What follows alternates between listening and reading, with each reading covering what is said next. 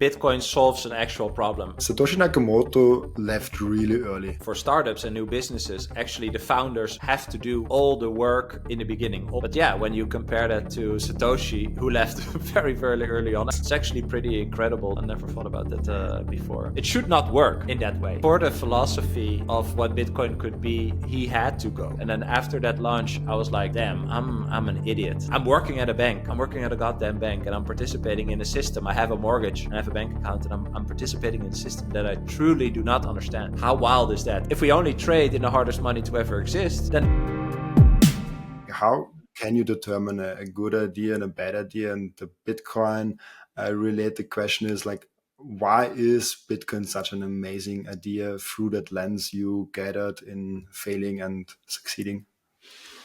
Great question. Yeah. So in general, I think to share a bit about my background, like in the past 10 years, I've been really active in kind of what I just always call it like new product development. But I've seen that from, and then especially like in tech, like digital products and businesses, like I've seen that from lots of different roles, basically.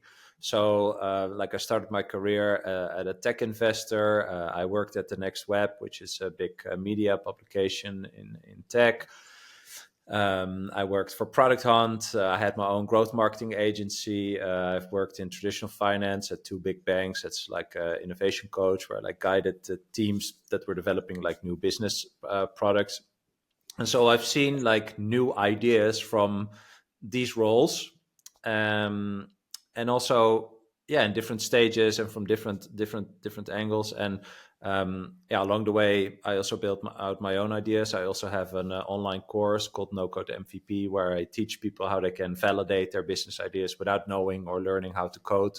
Which I think, a lot of people think that they should actually be able to do that, but you should only build something if you know that you actually should, right? And so what I explain to people is that, and also what I believe is that ideas are abundant, right? Like there's a million trillion infinite ideas in the universe, basically. And when you have an idea of your own, I kind of see it as like you pick that, right? Like it comes to you at some moment, and at that moment you kind of combine things or things that should exist, or things you see other people did, etc. Like you combine that into a mix that is then eventually represented as your idea. But when you ask someone, hey, tell me about your business idea, right? They always pitch something that is not yet existing and also already in the future, right? So I'm going to build an app for these people, and they can do XYZ, and they're going to pay this amount of euros per month, and I'm going to reach them in this marketing channel and grow like this or that, or blah, blah. Like whenever someone pitches, it's basically a combination of all these assumptions about all these parts, basically, right? There's a problem, there's people with a problem, or these people have that problem. This is how I'm going to solve it. It looks like this. I'm going to ask this amount of money, etc. But when you start and you are not in the future with the thing that is finished, you first have to do activities to figure out if these assumptions are true, right? Because an assumption is basically a statement that you define as true. But if, for example, there's no one with the problem you think people have, then why would you even build, a technically difficult product, basically?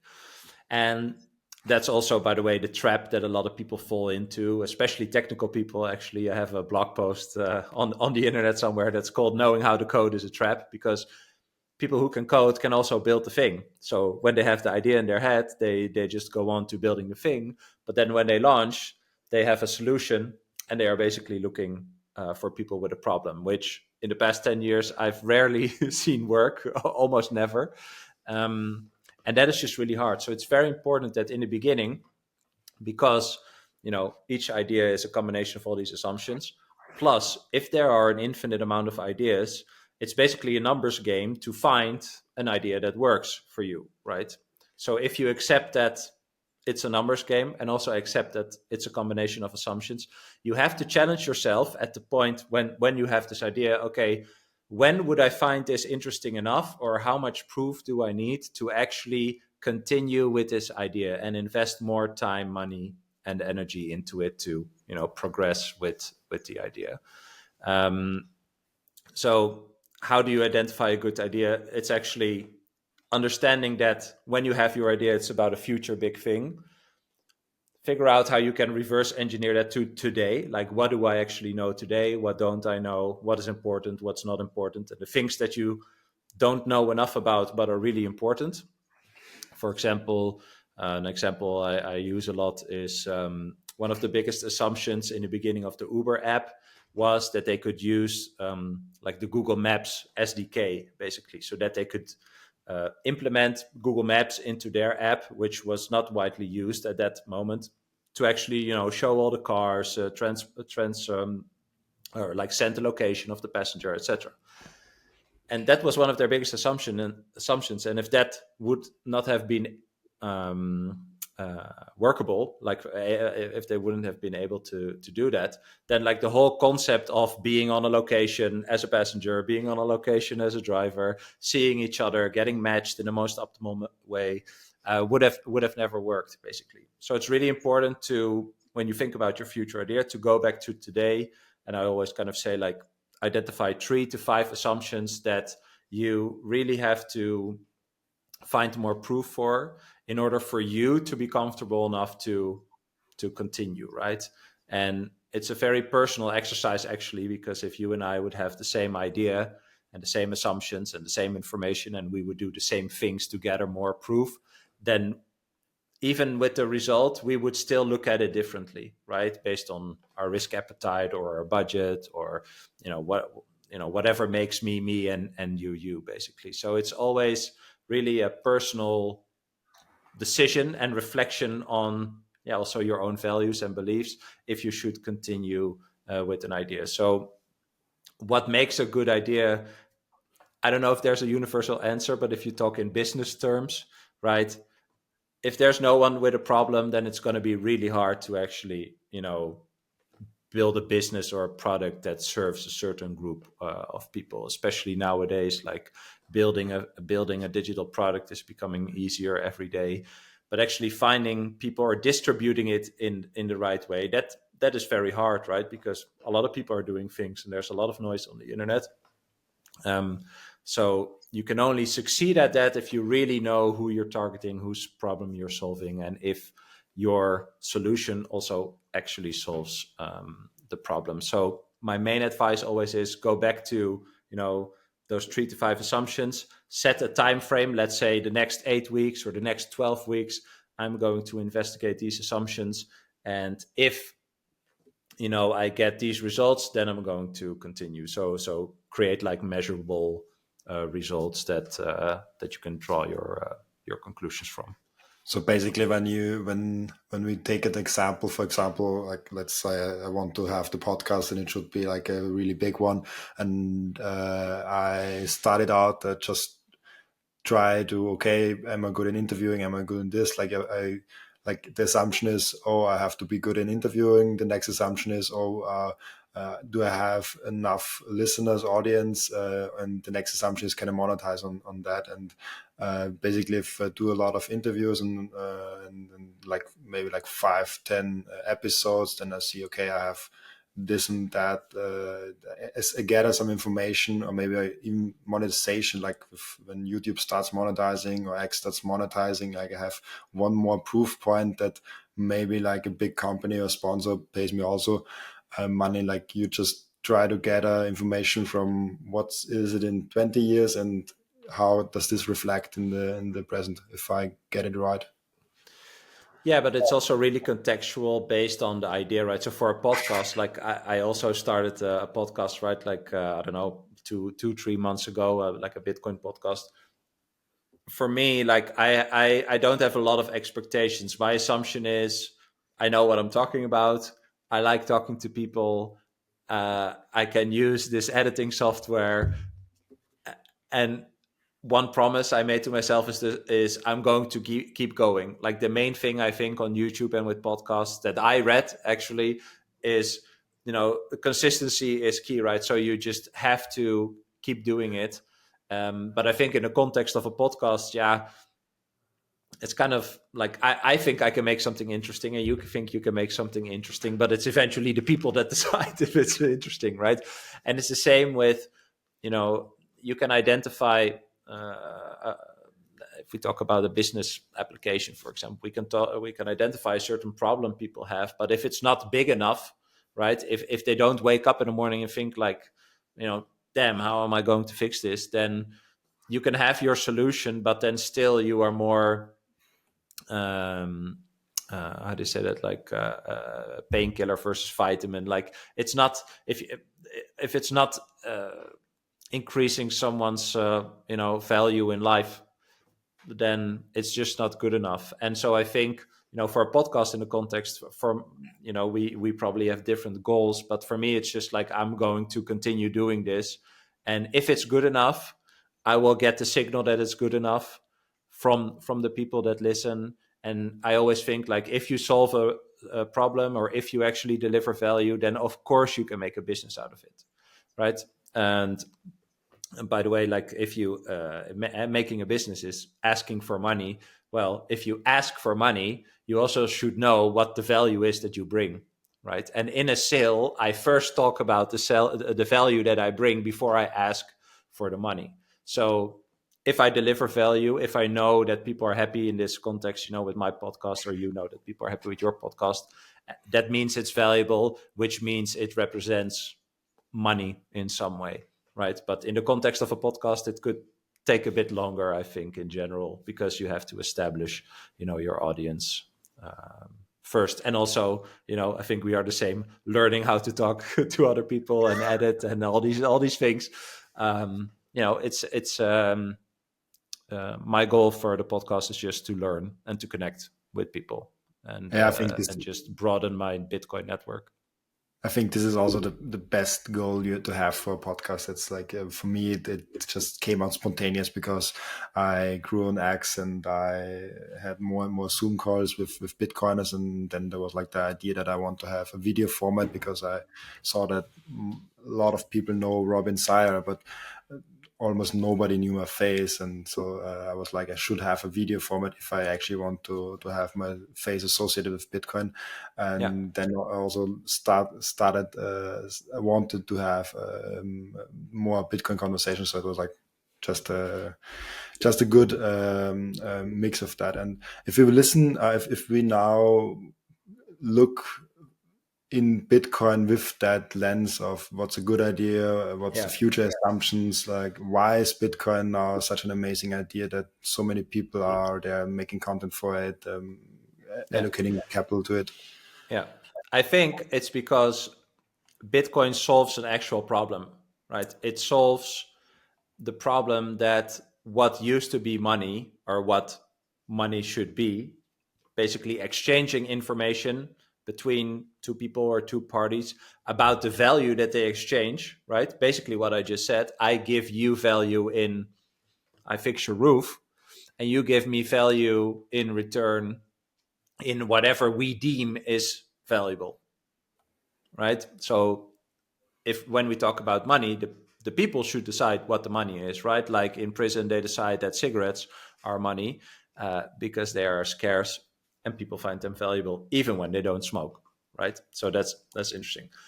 Um, and so I think, today on January 3rd, we celebrate this first Genesis block, right?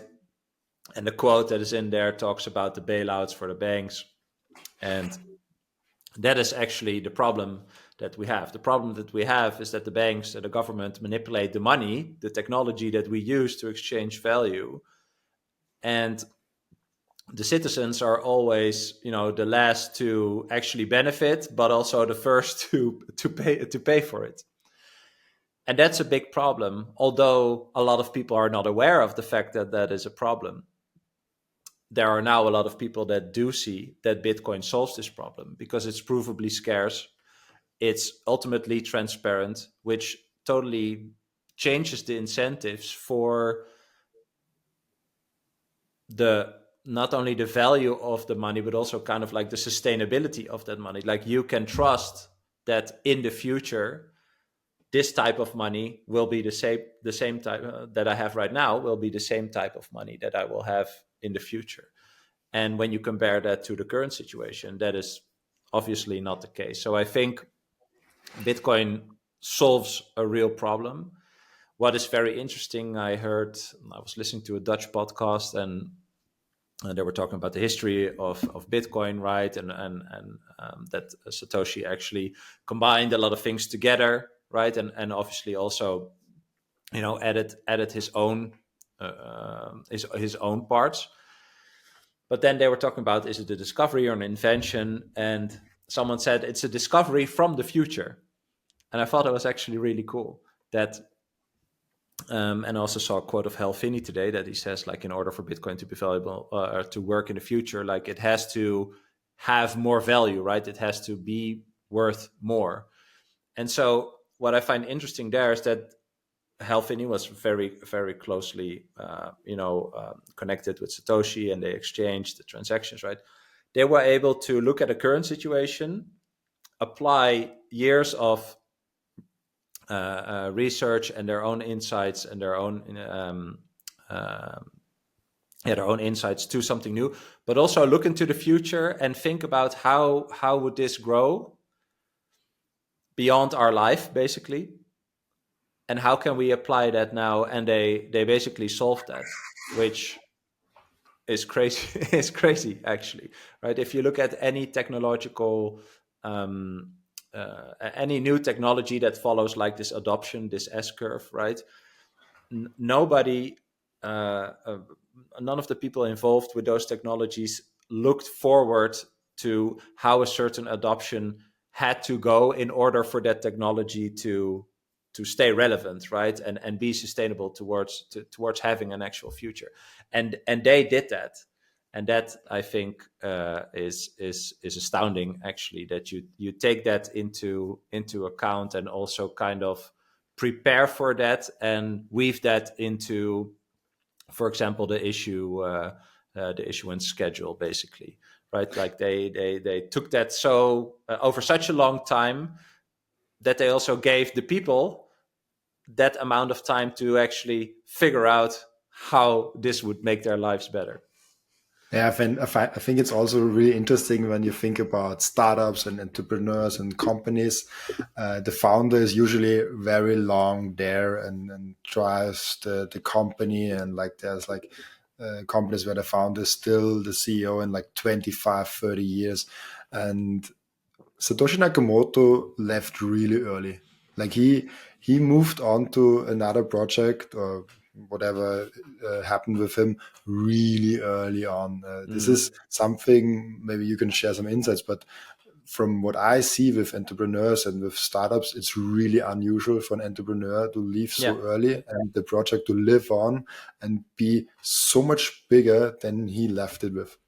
Yeah, that's actually an interesting thought to explore, right? Because I believe that for startups and new businesses, actually the founders have to do all the work in the beginning, all the acquisition, distribution, marketing, sales. They have to do that in the beginning in order to figure out what works for their product or business and what not, before they brief or hire someone that will then eventually do that for them, so that it becomes a scalable business. But yeah, when you compare that to Satoshi, who left very, very early on, I think it's actually the quote, right? He says, "I've moved on to other things or something, or other projects." Yes. He says, yeah, it's fascinating, actually, when I take those one thing that happened, that Satoshi left, but also my belief that a founder has to help in that distribution.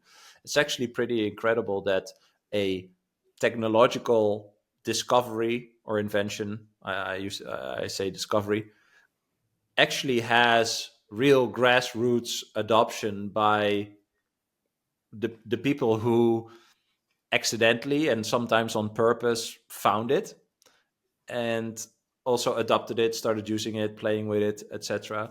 There's not a lot of things in history where that actually happened. Like, a lot of things were pretty centralized in their development and rollout and etc. Where this is completely just, literally like spaghetti on the wall, or see what sticks. Now Yeah, that I think about it, it's a weird contrast, because what I just said about like how crazy it is how they implemented all these thoughts about its survivability towards the future and then just letting it go yeah, is a big contrast. Actually, I never thought about that before. It should not work in that way, definitely. and maybe the fact that it works is also like a sign that this is an actual thing. And I think for me, like I've been in Bitcoin for I first found it like in 2013, so 10 years on and off, obviously, like every like everyone. um but there are a lot of these types of moments, actually, that I now realize that there are certain signals along the way that you just cannot um you cannot fade, right? Like it's there are certain realizations along the way when you understand Bitcoin, where you're like, okay, if this is really like, if this is really the thing, after just studying and thinking about it, thinking about your own rationale, like, am I too bullish or too much in a dream world or whatever, like like really challenging yourself in the belief and your understanding about Bitcoin. Sometimes you end up at a point where you think like, yeah, really, like, could it really be this? And then it is, right? And I think the conviction of a lot of people and the interest in Bitcoin also comes from kind of like the accumulation of these seemingly standalone points, but then when you put them together, you're like, okay, this is more than money, right? This is a real society, like a technology for societal change, and fix the money, fix the world, and all and all these things. Like you gradually go there, but I think it's because you gather like these little realizations, I'd say, along the way, that that Yeah, this is just a really special thing. and maybe the decentralization and the grassroots movement that you described, because Satoshi Nakamoto left so early, and it he let it be, and like he was like, I created it, and it can live on his own if it does, because if the idea is strong enough, it will. Obviously, when you come from a startup and entrepreneur world, you know that you have to put in the work. Things don't work magically. Like Yeah, you even if the product is amazing, you still have to sell it, you still have to market it. Like nothing sells on its own. But Bitcoin is kind of the counterpart to it, where it's actually kind of sells on its own, because it's such a great idea, and it's such an amazing invention, where like salespeople just jump on it and want to sell it, like about it. I think yeah. it's an amazing thing. but When but for the philosophy of what Bitcoin could be, he had to go, right. And that is also, I hope, I don't know who it was. Like, I always think it was Hal Finney, but it's kind of weird if he would like email himself. But maybe for like some OPSEC reasons, it could be a good idea. But I don't like. I hope this. Well, it's weird. Like, on one side, I hope this person is alive to actually see what this became, or the people, or the group.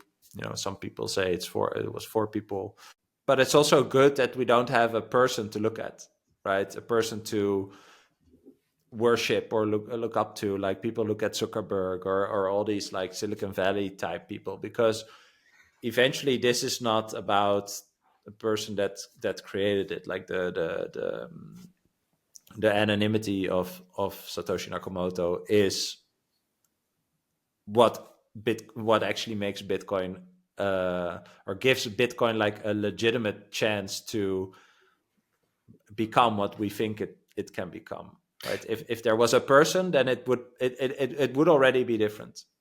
yeah, the The whole origin. point of Bitcoin is to prove, or actually help us, the humans, with our own corruptibility, by giving us a ledger, a technology where we can exchange value with each other, to protect us from that corruptibility, from of ourselves, and of the people that we would exchange value with. So it's very good that there's not another human attached to it, because it would be very easy to attack that person and say, you do it to become rich, or whatever, like all these stupid arguments. So it's good that he's gone, but I do hope that if this person is alive, that he or she could see it. Yeah, that's true. Although I think the chances of him or her or the group being alive is really small, but um, like it's a crazy origin story which makes Yeah. Bitcoin really original. When did you discovered first 2014? How did you discover it? Yeah. So yeah, 2013. Yeah, basically a Vimeo video. I maybe a friend said I send it. I don't really know. It was a Vimeo video and it was called Bitcoin Explained. It's still up, but it's locked, so you cannot see it, which kind of sucks. That was basically the first time. It's really good, like animated explainer video of how Bitcoin works. And my first interest was kind of like what you hear, like Jack Dorsey say a lot, like the internet should have a currency, like how the internet democratized information and connected us. There should be a way to exchange value also directly. So how we are connecting now directly, we should be able to do that with the currency. And so that's kind of what triggered me at first. Yeah, that's just basically how I discovered it. Started reading about it. I bought it. I started sending with friends. It was just really fun that we had no clue like what this block scatter or blockchain page looked like with the fees. And so like, what the hell does this mean? Yeah, I was just basically playing around with it, and I think slowly over time it's just, yeah, you start reading more, listening to other people, reading books. And I always say, like, I bought at like $300-400. It's not to flex because I also sold at 4K. But you know and I felt really great about it. Actually, I now have less Bitcoin than I had before, so that's always, I think you should always say that, like, just do not sell. You will never get it back. And I got out for a while, and then I actually I found Ethereum at like $9 or something, which also really interested me. This could be decentralized computer applications, blah blah. So I dove into that. I played the whole ICO casino. I played all the NFT stuff, but slowly, yeah. I saw, and it's also because of my background. Like, if we think about, um, the idea is a numbers game, right? Investing in startups is a numbers game. Most ideas suck, and that's fine, right? Like, that's just the way it goes. But you have to figure out as quickly as possible if your idea actually sucks, so you can move on to another idea and see if that sucks. And if not, then of course you continue with it, right? So I saw like all these coins, I saw like all these ICOs, everyone had a white paper, blah blah. NFTs was the exact same thing as ICOs, but now instead of a white paper, people had a roadmap. So it was even like a lower threshold to create a thing that other people could spend money on. And I mean, like, I'm all for new technologies and playing around, messing around. When I was 11, I had a computer. I burned CDs. I sold them in school. Stuff like that. Like, people do that, of course. And in a new technology wave, everything in the beginning is just total Wild West. So I always kind of played around in it with viewing it also like that, right? We are trying to figure out what works, but the longer I was doing that, the more Bitcoin came up as like this undercurrent of something that just kept doing the same thing, basically, and wasn't sensitive to all these, very ephemeral ideas that just came and went and boom and bust and all these things. And so I think around, like, I'd say 3-4 years ago, when I was in after these ICOs, NFTs, I just started thinking, okay, I can dabble around in this Wild West and all this ETH stuff, but the whole goal is to get more Bitcoin. And I just started reading more books again on Bitcoin and watching stuff, and that is slowly moved everything from all the ETH stuff to Bitcoin. So now I'm 80% net worth in Bitcoin. And the rest is cash. Yeah, so that's it. But actually, and I have shared this previously as well on other podcasts, like, what actually really got me is I was into Bitcoin. I was following it. Also a big percentage uh, already in Bitcoin. I worked at a bank. I was 30, and I worked at a bank, and I had a mortgage. And I was talking with a colleague, and he said to me, "Did you know that the money in the bank is not yours?" And I said, "What? Like what? What are you talking about?" And he's like, "Yeah, yeah." So we had lunch for an hour, and he explained to me like how fractional reserve banking worked and all these things. And then after that lunch, I was like, damn, I'm an idiot. Like I'm participating. I'm working at a bank. I'm working at a goddamn bank, and I'm participating in a system. I have a mortgage and I have a bank account, and I'm participating in a system that I truly do not understand. How wild is that? And I'm also into Bitcoin. Like I have to, I don't know, fix my life. That's what I thought. Like I'm doing something, and I have to fix this. Like I have to understand this, and actually also have an opinion about it. That's really how I felt. Like I don't like to um, do something that I don't understand. Like it's kind of like I've tweeted about this once. Like not like control freak, but I like to understand, right? Like if a guy comes here and fixes stuff in my kitchen, I like to watch because I not to control him, but to understand what he's doing because I find it interesting in a sense. But then I also think like if I'm participating in a system and I don't understand it, then that sounds dangerous actually, right? Like that you give that control away to a third party or third parties that totally don't care about Bram Kanstein, right? Like that's just Yeah, and so. Then I dove into more like the finance and economics dimensions of Bitcoin to actually understand that more. So that's kind of when I moved from technical internet kind of point of view on Bitcoin to more this economics and finance. And when I really went all in on Bitcoin was when I just realized, okay, I'm saving my wealth in a system that is provably not working and stealing from me. And I can move it to a system that is working for me where I'm way more sovereign. So I don't even see it as buying Bitcoin anymore. I just see it as I have value in system A that sucks, and I'm just moving the value to system B that works. System yeah. B, pun intended. Yeah. Okay. Yeah. Yeah. That's a crazy perspective because I think the thought that should come up to in my head is like people when I speak with outside Bitcoin normies outside of the Bitcoin world, they often say like, yeah, but I don't understand it. I don't have the time to research it and stuff like that. But then I asked them like, how's fiat working? Like, like I think fiat is way Yeah. more It's the complex. same. It's Yeah. They don't know what they are participating in. They uh, think they think they know, and they think that the people who decide about it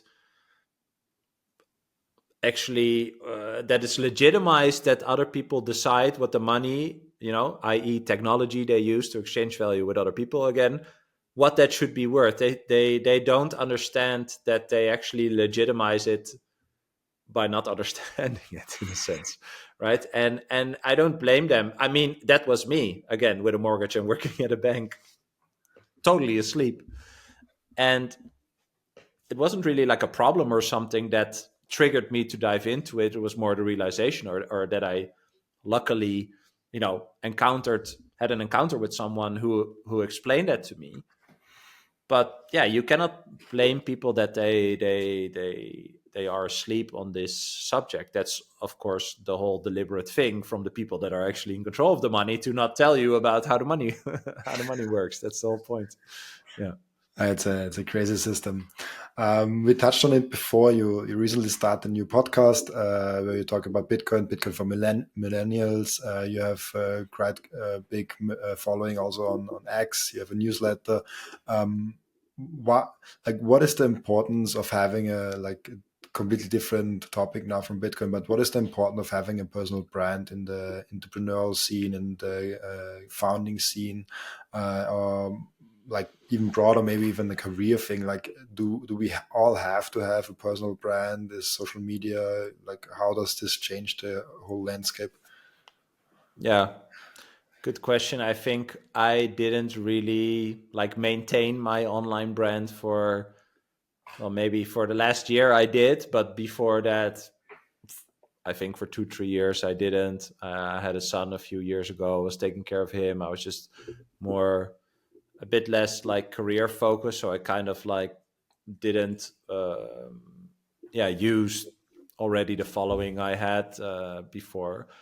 Yeah, but I think it's really essential. I think it shows that um, it's good, I think, to show what you do and what interests you, especially because nowadays, like on the internet, I assume you went to college or university, like, but nowadays on the internet, maybe except from like becoming an astrophysicist or a doctor or something, like most, like 80% of subjects that uh, you could study for, right, or get a job in, like you can find information about that on the internet. But it's very important, I think, to show how you actually apply that, right? And even us making a podcast is also some form of proof of work, right? You have to do work to have a podcast, and so it's really good if you can broadcast and show that, right? So not maybe in a classic way like a portfolio that some people have, but it's you're Robin and you're doing different things and different things. And I think it's important to establish yourself in a certain way, that so that people know what they can um, talk with you about, basically. So I think the short answer is just yes. And also, well, yeah, now that I think about it, like for example, the people who work in banking, they don't really have like online profiles where they showcase what they talk about. At least not all of them. But I think it actually shows also curiousness, right? Like I'm just rambling a bit, but I'm thinking about like these guys from Wall Street that we now follow around the ETF, or certain types of analysts. I found Fred Krueger. Do you know Fred Krueger on I Twitter? heard about it, but I did not. Yeah, I just recently discovered him, but this is also a guy who's like 30 years on Wall Street and like a trader, and he now is just sharing his thoughts on Twitter. I don't know for how long, but I just recently discovered him. But I think, especially people from that world, they didn't need or want, I'd say want probably, like an online brand, etc. But now you see that they can actually connect with people outside of their old bubble because they really bring something new to online communities, like on X. So again, I think the shorter answer is yes, but especially maybe especially for people who come from like specialist um, careers or jobs, like it's especially a great opportunity, I think, for them to establish their personal brand online. Yeah, great. Like having a brand, I think like just speaking about what you are passionate about is an amazing experience, and having the feedback also. Like I also learn a lot about Bitcoin itself. Like I started posting on X just this year in general, like with like 400 followers, and just learning about it and just dealing with it. That you get a lot of good feedback also from the community. It's I like it a lot. Yeah. We're having an end routine on the podcast where the previous guest asked a question for the next guest, and it's about Bitcoin and fiat culture. What is the main difference for you? And it's especially a good question actually for you because it's you can talk about your banking past. What is the main difference for you between Bitcoin culture and fiat culture? Well, one of the things I love and now also kind of see in my own life is, this short-term time preference and long-term time preference that Safedine talks about. Like if you move the wealth that you have from a system wherein you constantly have to take risk and mitigate, the debasement of the currency that you use to store your wealth, then you are constantly busy doing that. And if you're not interested in doing that, or if it's not particularly your skill, then you have to outsource it or have some sort of advisor or whatever. Like it occupies your brain and energy that you have. But when you move that wealth to a system that once you understand it and see it, you know that the wealth that is here now will be there in the future in the same way or more, then that gives you a lot of new space in your head to actually think about, what are the things that I find important, or what do I want to spend time on. And I think that can cover a broad range of subjects from I think I once said, like, also just like, what do I want to spend money on, or money that I have, right? Like I don't know, I like sneakers, and sometimes I see new sneakers and I think like, oh, I want to have them, but then I think like, no, fuck no. And then I just, for that amount, I just buy Bitcoin now. uh, just because I know that the sneakers won't bring me the what I think I want to get by buying the sneakers, right? Like kind of this little dopamine hit or whatever. So if I think about, oh, I want to buy these sneakers, then, well, apparently I have $200 or $300 or euros left over. I'd rather save that towards the future for my family, for my child, to sustain myself, etc. Right. So I feel it shifts your perspective from actually a pretty narrow view where you consume without understanding why you're actually doing that, to actually a very broad perspective where you're very conscious about what you want to spend your time, energy, and money on. And yeah, I think that's great. And also, I think we talked about this in the space with Alessandro on Monday. The difference between, we talked about, I think it was stock trading, and I realized that, when people do stock trading or forex or all this stuff, like, you're basically playing against other people. You're trying to figure out, like, what would other people do with the information that I see now. Or there's this famous quote about, I think, Bernanke, like this old, I think he was the Fed director, was like at this party, and someone asked, like, are you sick? And then he says, I cannot say that if I'm sick or not, because that would crash the market or something, right? Like, all these little nonsense things where you're like playing with the interpretation of information of other people, and then these people are playing with each other to trade and stuff like that. Well, we saw it in Bitcoin today, big long liquidations. In Bitcoin, you play against yourself. You play against your, first, to understand Bitcoin, you play against yourself in terms of, like, challenging your ego, understanding that you don't understand everything, understand that things that you learned before aren't true, understanding what is actually true, actually integrating that, and operate in a different way now that you understand that, the world works in a different way. And then you keep playing this game against yourself when you hold Bitcoin. So it's not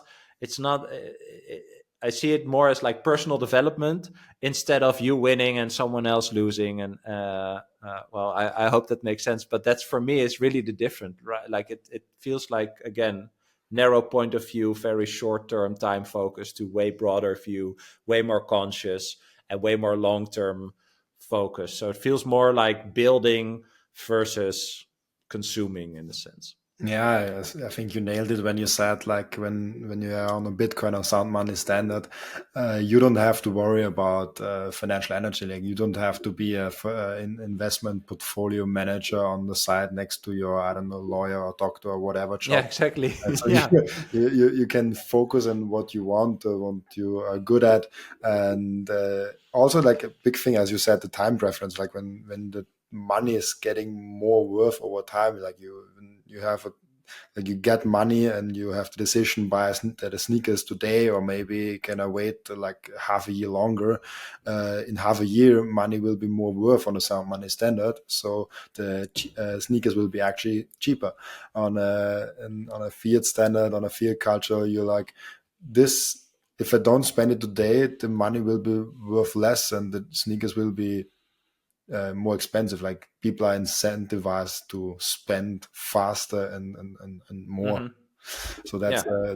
that will it will be interesting to see how this changes But our also, minds. people are incentivized to yes, build versus consume, right? They're incentivized to create value, because if what you can receive as value, right, in the value transaction is the hardest money to ever exist, then you are basically forced to also deliver actual value, right? So you deserve to be compensated in that hardest money to ever exist.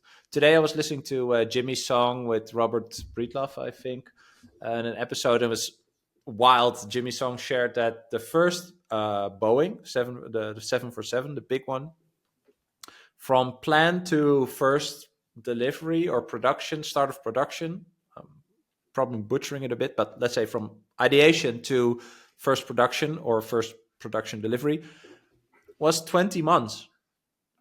The second, like, bigger iteration on the 747 took like 10 years. Wild. And that is because if you are incentivized to, I think he calls it a rent seeker, right? To Yeah. profit from other people that are actually trying to deliver value in still a broken system, and you don't have to do that, but you can still live in some way, yeah, then why would you deliver value? But if we only trade in the hardest money to ever exist, then the competition will be fucking fierce. And you have to do something. You cannot be a rent seeker anymore.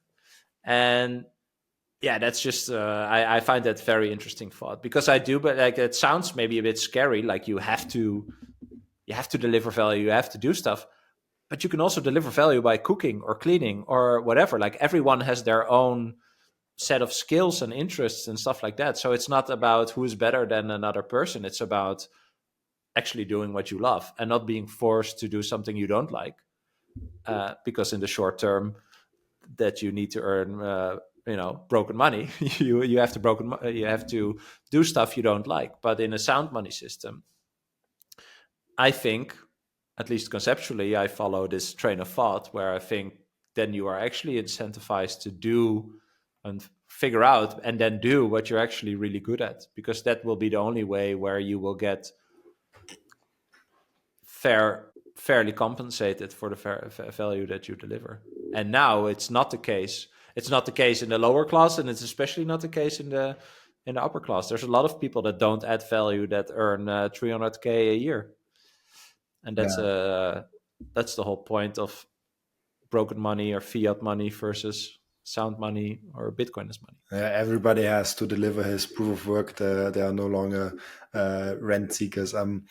To end Yeah. up the podcast, where can people find your proof of work? Yeah, people can follow me on Twitter, X at BramK, BRAMK. You can find Bitcoin for Millennials on Spotify, Apple, YouTube, etc. And my company website is kanstein.co.co, and there people can see what I do, how I work with companies, and also work with me. So yeah, Thank you for doing it, Bram. thanks for having me, and all the best with your podcast, man. I'm going to follow it lots of attention. Thanks for having me on. Thank you. Cheers.